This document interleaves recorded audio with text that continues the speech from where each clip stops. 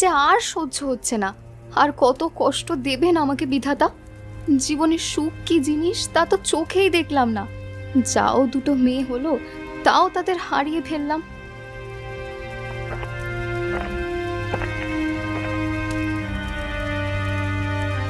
কি রে ছোট, কাজে ফাঁকি দিয়ে মরা কান্না করলে চলবে নাকি? এদিকে সকালবেলার চাটাও দিলি না আমার ঘরে। বর্দি কিন্তু আজকে তোর খাওয়া বন্ধ করবে দেখিস। কবেই বা ঠিক মতো দুটো ভাত খেতে পেরেছি মেজদি? প্রতিদিনই তো আমার খাওয়া পাতে কথা শুনতে শুনতেই পেট ভরে যায়। কি এত বড় কথা? শেষে কিনা তুই আমাদের এই অপবাদ দিলি? লোকে শুনলে তো বলবে সতীন হয়েছি বলে তোর ওপর আমরা অত্যাচার করি। না না, তোমরা কেন অত্যাচার করবে? সব তো আমার কপালের দোষ মেজদি। আমার কপালে এসব লেখা ছিল বলেই না ঘটছে। তুই কি ভেবেছিস আমরা কিছু বুঝি না? উপরে উপরে আমাদের সাথে ভালো থেকে তলে তলে সতীনদের নামে বদনাম। আজ কর্তা আসুক বাড়িতে, তোর ব্যবস্থা করছি।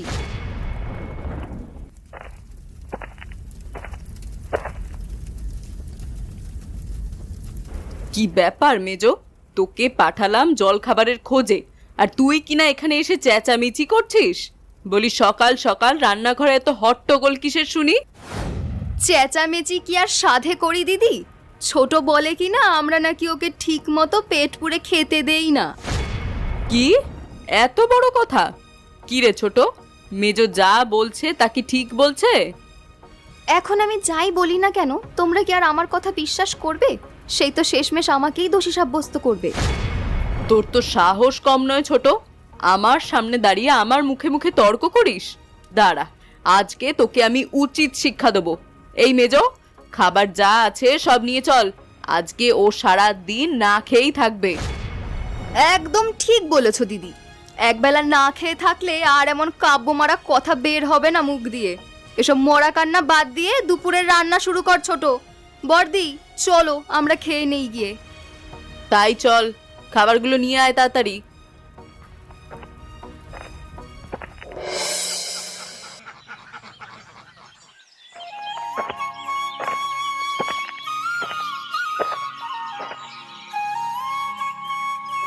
কই রে আমার দিদি ভাইয়েরা, কোথায় গেলি তোরা?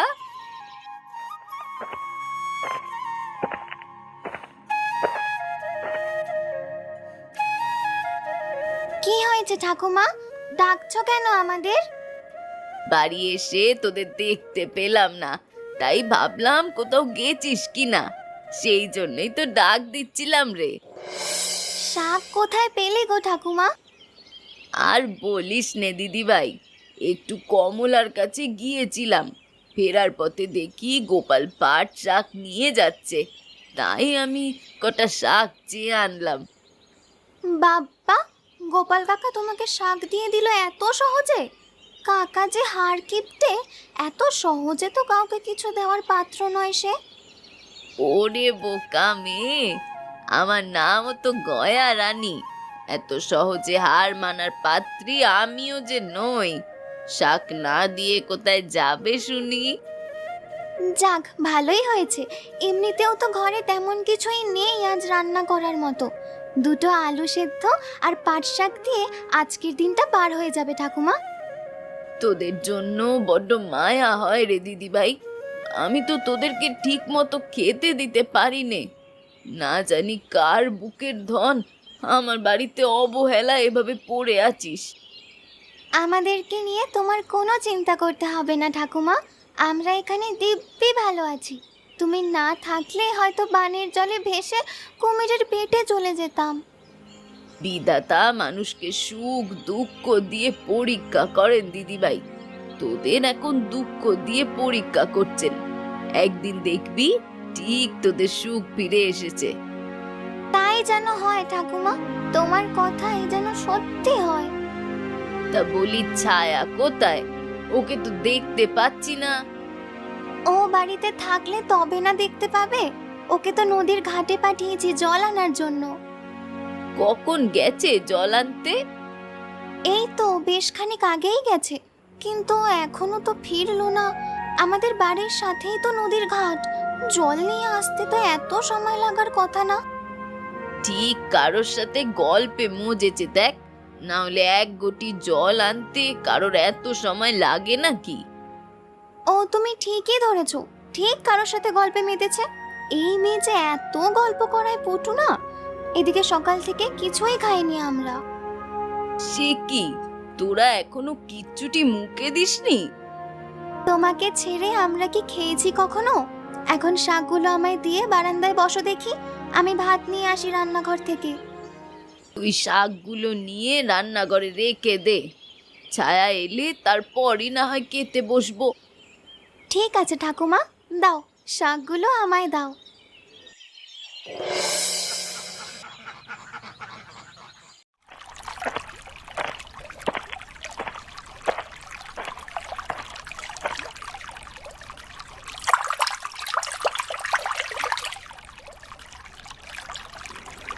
ঠাকুমা যে সকাল সকাল উঠেই কোথায় গেল কে জানে। এদিকে ঘরেও তো তেমন কিছু নেই যে একটু রান্না করব। কটা কুচো চিংড়ি ধরে নিয়ে যেতে পারলেও তো একটু ভালো হতো।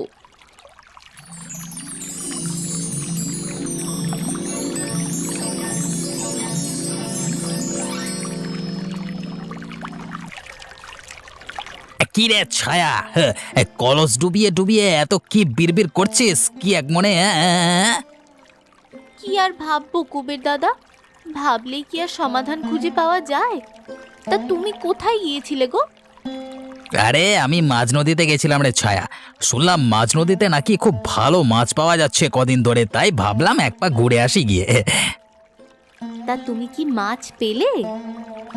হ্যাঁ রে ছায়া, মাছের সাথে অনেক কাঁকড়াও পেয়েছি। আজকের বাজারে ভালো দাম পাওয়া যাবে সব মিলিয়ে। তাহলে তো খুব ভালো। তা তুমি আজকে একলা কেন? বিমল কাকাকে দেখছি না যে। আজকে বিমল দাদা আসেনি, বৌমনির শরীরটা বেশি ভালো যাচ্ছে না কদিন ধরে, তাই তো আমি একাই বেরিয়ে পড়েছি।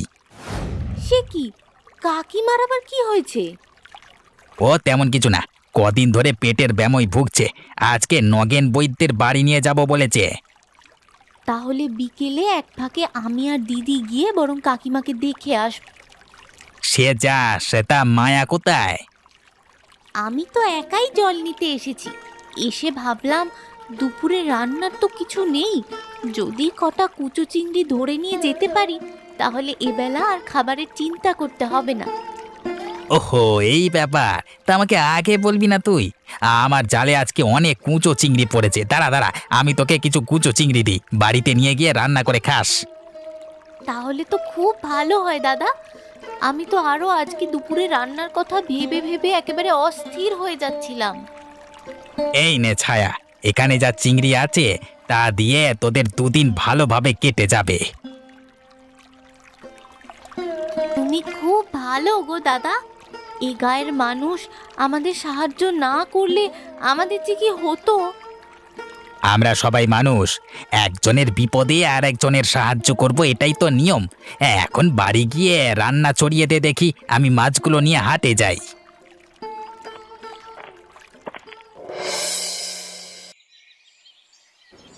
কি রে দিদি ভাই, তোর হলো? আমার যে খিদে, পেটটা একেবারে চো চো করছে।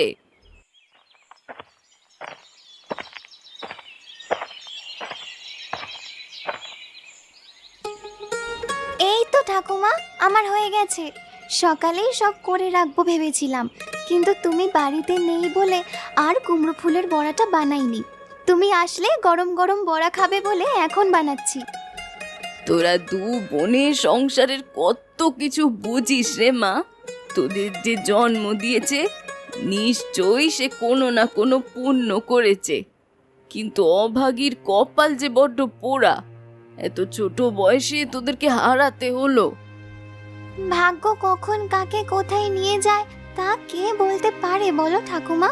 তবে ভাগ্যে থাকলে আমাদের আবার দেখা হবে আমাদের মায়ের সাথে। অবশ্যই দেখা হবে দিদি ভাই। বিধাতা কাউকে কখনো অসমাপ্ত রাখেন না।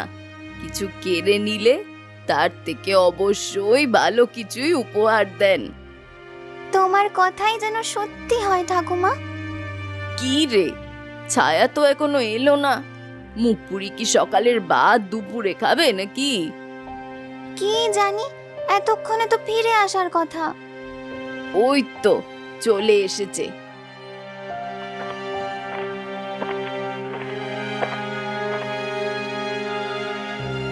তা কি রে ছায়া, জল আনতে বুঝি এত সময় লাগে? সকালের ভাত কি একেবারে দুপুরে খেয়ে অন্ন বাঁচিয়ে রাখবি নাকি? না গো ঠাকুমা, আসলে জল নিয়ে আসার সময় কুবের দাদার সাথে দেখা হলো, তাই দুটো কথা বলছিলাম। এদিকে আমরা তোর জন্য অপেক্ষা করে বসে আছি, আর তুই কিনা গল্পে মজেছিলি। গল্প করেছি বলেই না দুপুরের খাবার জোগাড় করতে পারলাম। তুই কি বলছিস আমি তো কিছুই বুঝতে পারছি না। আর তোর হাতে আঁচলে মোড়ানো ওগুলো কি রে?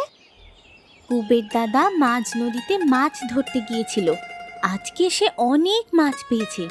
আমাদের ঘরে আজ তরকারি নেই, সেটা শুনে আমাকে কিছু কুচো চিংড়ি দিল, সেগুলোকে আঁচলে মুড়িয়ে নিয়ে তারপর এসেছি। কুবের ছেলেটা বড্ড ভালো রে। তোদের তো কুবের আর বিমল বানের জলে ভেসে আসতে দেখে পাড়ে উঠিয়েছিল। আর সেই তখন থেকেই আমরা তোমার কাছে, তাই না ঠাকুমা? হ্যাঁ রে দিদি ভাই। এই অনেক গল্প শুনেছি, এবার আমায় খেতে দে না দিদি, আমার খুব খিদে পেয়েছে। হ্যাঁ, আমার হয়ে গেছে। তুই ঠাকুমার পাশে বস, আমি এক্ষুনি তোদের খেতে দিচ্ছি। এই নে, এই কুচো চিংড়িগুলো একটা বাটিতে তুই রেখে দে, দুপুরে বরং রান্না করা যাবে। এখন যা, ঠাকুমার পাশে গিয়ে বস, আমি খাবার নিয়ে আসছি। ঠিক আছে।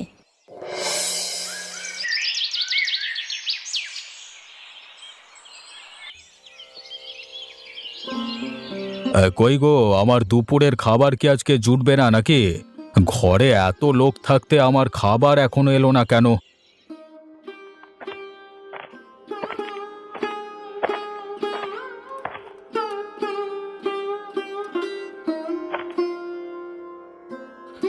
এই নিন আপনার খাবার। এ কি তুমি? তোমাকে না কতবার বলেছি আমার চোখের সামনে যেন তোমাকে না দেখি আমি। এত বলবার পরেও কেন এসেছো তুমি আমার সামনে? আসলে বর্দি আর মেজদি তাদের ঘরে সাজগোজ নিয়ে ব্যস্ত, আর আপনিও অভুক্ত আছেন, তাই ভাবলাম আমিই খাবারটা দিয়ে যাই। আমি অভুক্ত থেকে মরে গেলেও তোমার হাতের জল স্পর্শ করব না কখনো। যে আমার মেয়েদেরকে বানের জলে ভাসিয়ে দিতে পারে তার হাতের খাবার তো আমার কাছে বিশেষ সমান। ওরা কি শুধু আপনারই মেয়ে ছিল? ওরা বুঝি আমার কিচ্ছু না? 10 মাস 10 দিন গর্ভে ধারণ করে নিদারুণ কষ্ট ভোগ করে আমি ওদের দুনিয়াতে এনেছি। আমি কি করে ওদের বানের জলে ভাসিয়ে দেব বলুন? তোমার ওই ন্যাকা কান্না দেখে আমার মন গলবে না। পিতাকে তার সন্তানদের থেকে যে মা আলাদা করে দেয়, যে মা সন্তানদের মৃত্যুর মুখে ঠেলে দেয়, সে মা নয়, সে ডাইনি। অবশেষে এই অপবাদ শুনতে বাকি ছিল আমার ভগবান। তবে আপনি যাই বলুন আমি মেনে নেব। দয়া করে আমার সন্তানদের হারিয়ে ফেলার জন্য আমাকে দায়ী করবেন না। তোমার অসাবধানতার জন্যই আমার মেয়েরা আজকে আমার কাছ থেকে হারিয়ে গেছে। বেঁচে আছে না মরে গেছে সেটাও আমি জানি না। আমি তো কম চেষ্টা করিনি ওদের বানের জল থেকে উদ্ধার করার জন্য, কিন্তু আমি নিজেই যে ডুবে গিয়েছিলাম। পরে কমল হাজরা আমাকে জল থেকে উঠিয়েছিল। থাক, তোমার আশারে গল্প শোনবার ইচ্ছে আমার মোটেই নেই। এখন আমার সামনে থেকে যাও তো দেখি, তোমার মুখ দেখলে আমার দিনটাই খারাপ যাবে। যাও।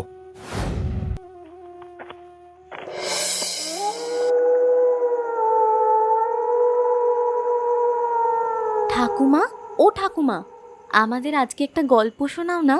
তোমার কাছে কতদিন গল্প শুনি না। এখন আর গল্প গুজব করতে ভালো লাগে না রে দিদি ভাই।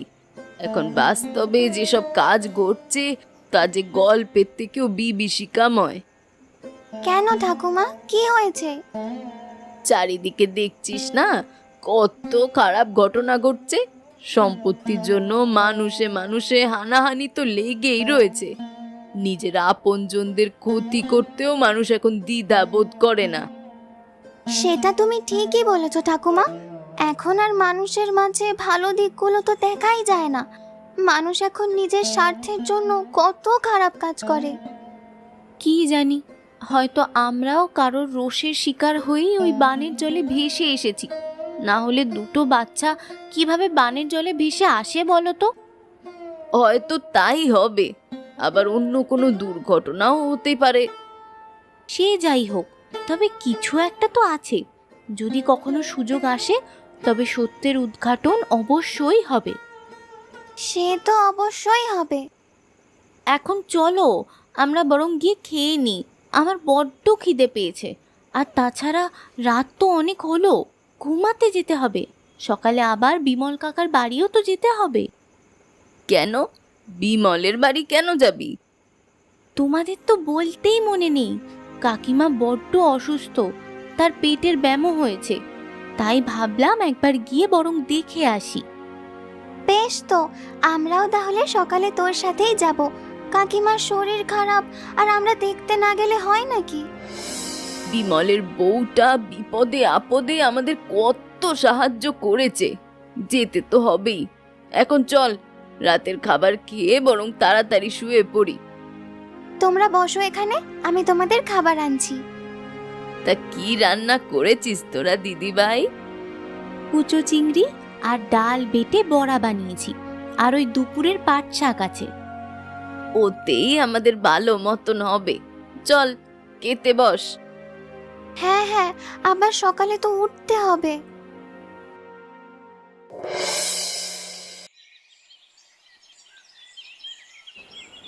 দেখো দিদি, দেখো আমার সীতাহারটা এখনো কেমন জল জল করছে। মনে হচ্ছে আজই শ্যাকরার কাছ থেকে নিয়ে আসা হয়েছে। আমার তো বিছা, সীতাহার, নুপুর সব এখনো একদম ঝকমকে আছে।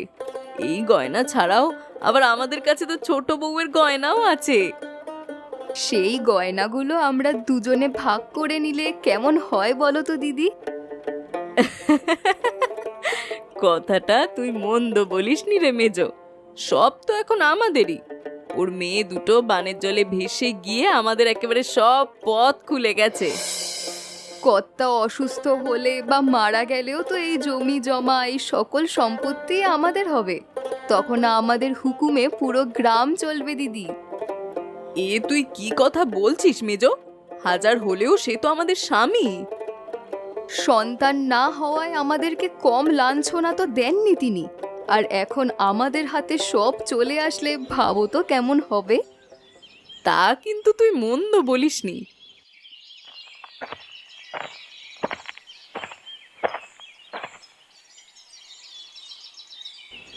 বাবা বাবা বাহ, তোমাদের এই দুই নমুনাকে বিয়ে করে আমার জীবন শেষ হয়ে গেল। সারা দিন খালি গয়না নিয়ে পড়ে থাকো। দ্যাট তো ছোট বউ কি এমন রাজকাজ করে দেয় শুনি, যা আমরা করে দিতে পারি না?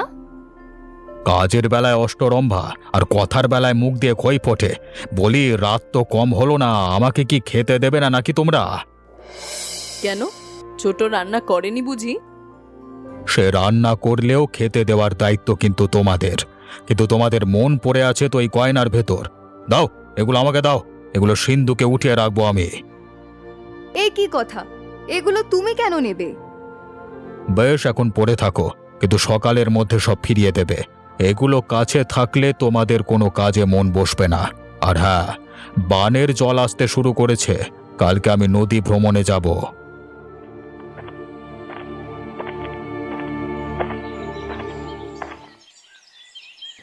কাজ নিয়ে যত কথা আমাদেরকেই শোনায়। কি না করেছি এই সংসারের জন্য শুনি, বিনিময়ে সারাটা জীবন শুধু কথাই শুনে গেলাম। কাল তো কর্তা বানের জল দেখতে যাবে, সেখানে গিয়ে যদি সে ভেসে যায় তবে আমাদের আর এত লাঞ্ছনা সহ্য করতে হবে না। বেশ হবে, যা এখন সব গুছিয়ে নিয়ে ঘরে যা দেখি।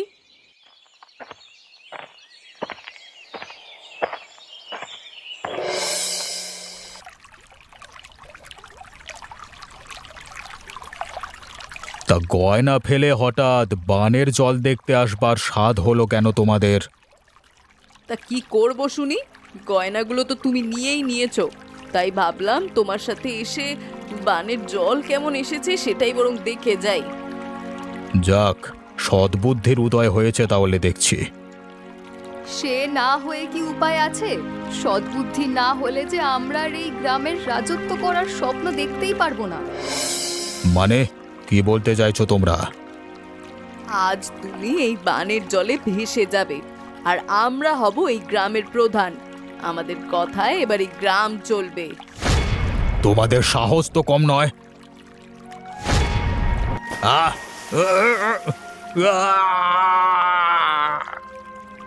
এখন চল মেজো, তাড়াতাড়ি গিয়ে দুজনে মিলে গ্রামে খবরটা ছড়িয়ে দিয়ে আসি। হ্যাঁ হ্যাঁ, তাই চলো দিদি।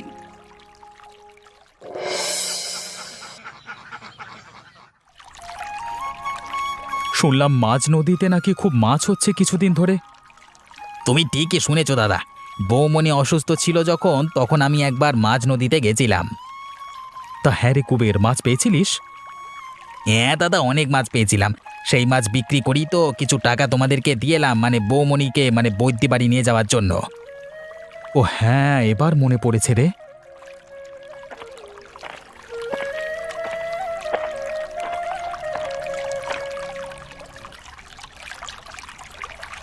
কিরে ছায়া, কেমন আছিস মা?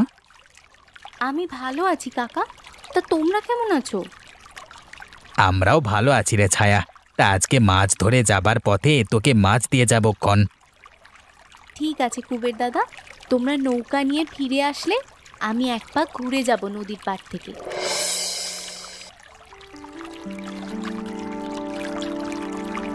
আরে আরে, ওটা বানের জলে কি ভেসে আসছে? দেখে তো মানুষ বলে মনে হচ্ছে। আমারও তো তাই মনে হচ্ছে। চলো চলো, টেনে ওটাই ওকে। উঠিয়ে ওনাকে পাড়ে নিয়ে এসো।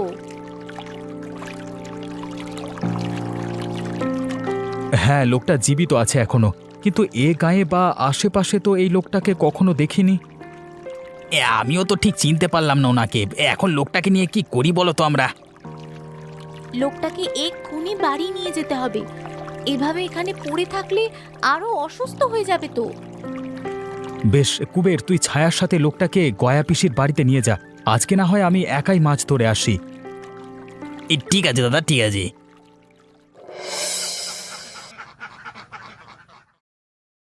মায়া, ও মায়া দিদি ভাই, একবার বাইরে আয় তো দেখি।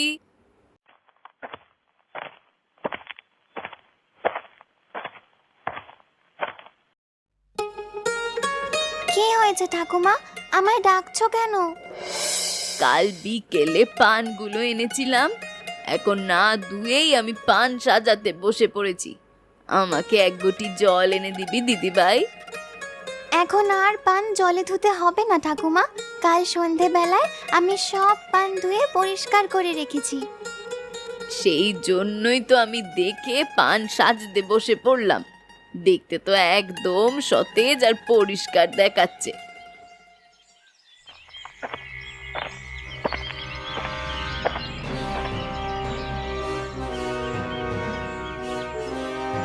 এ কি?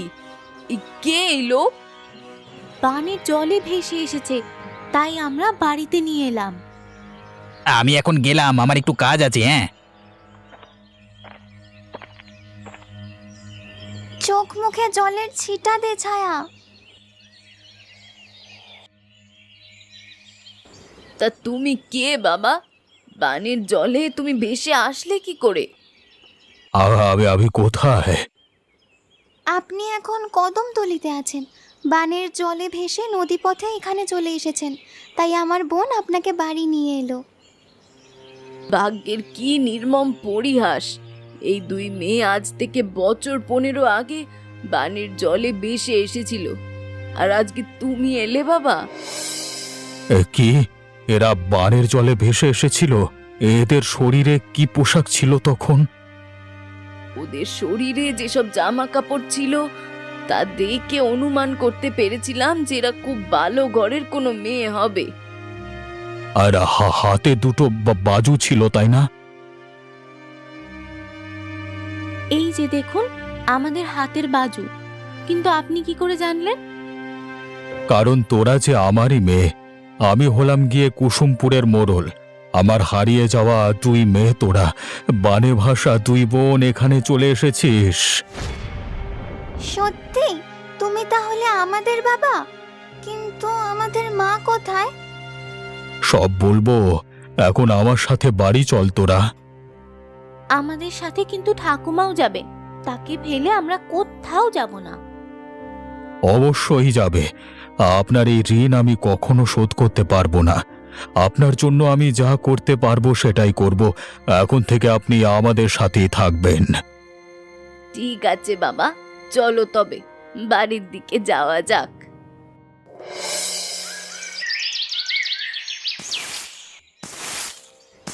তাড়াতাড়ি হাতের কাজ শেষ করে আমাদের জন্য খাবার গরম কর, যা। কিন্তু একটু আগেই তো আমি তোমাদের জন্য রান্না করেছি বর্দি, খাবার তো এখনো গরমই আছে। তোকে যা বলা হয়েছে তাই কর, এত কথা কেন বলিস শুনি? দাসীবাদী হয়েছিস, দাসীর মতোই থাকবি।